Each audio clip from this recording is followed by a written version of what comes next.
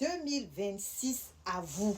Oui, que Dieu vous apporte la paix du cœur, la santé, la longévité et surtout le succès dans tout ce que vous allez entreprendre.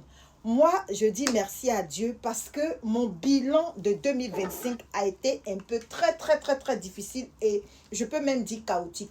Depuis le 1er janvier 2025, j'ai connu des veilles, des pas mûrs. J'ai connu des situations terribles. J'ai connu des trahisons, des déceptions, que ce soit au niveau amical, collègues, familial. Il y a eu un cocktail de problèmes. Au niveau administratif, les problèmes pleuvaient, ça tombait. Arrivé un moment, votre ML révélation divine que je suis, j'ai failli abandonner. Je disais, mais Seigneur, pourquoi moi? Je suis vrai dans tout ce que je fais avec les gens, mais pourquoi je traverse tout ça? Et il y a une lueur d'espoir, il y a une voix qui m'a parlé, qui m'a dit, souviens-toi de l'histoire de Job. Et ça m'a redonné espoir, ça m'a redonné la force de me remettre à niveau. Et vous savez pourquoi? Depuis quelques années, ma mère est malade.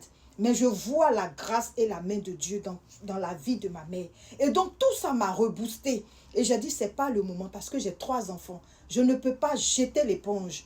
Et je me suis ressaisie. Et comme accoutumé, le bienfait n'est jamais perdu. Tout ce que vous faites avec le cœur, Dieu y voit tout. Et au moment où je ne m'y attendais pas, les portes qui ont été fermées, les différentes trahisons, Dieu a ouvert un grand portail pour moi. De nouvelles connaissances, de nouvelles opportunités, des choses qui ont été accomplies. Je vous montrerai très bientôt.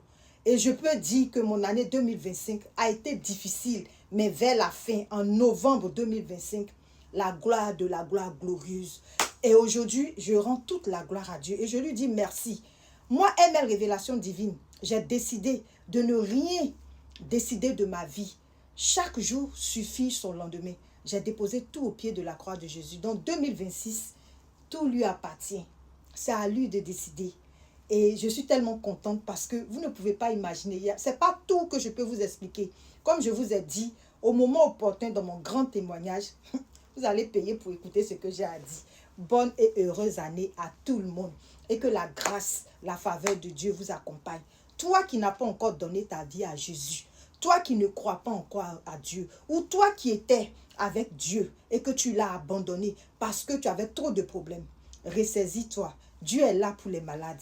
Il n'est pas venu pour les bien portants. Il est venu même pour les cas difficiles, pour ceux même qui ont fait des choses pires. Mais quand tu reconnais que tu viens à lui, il te ressaisit, il te prend dans ses bras. Bonne et heureuse année à tous. Que la paix, la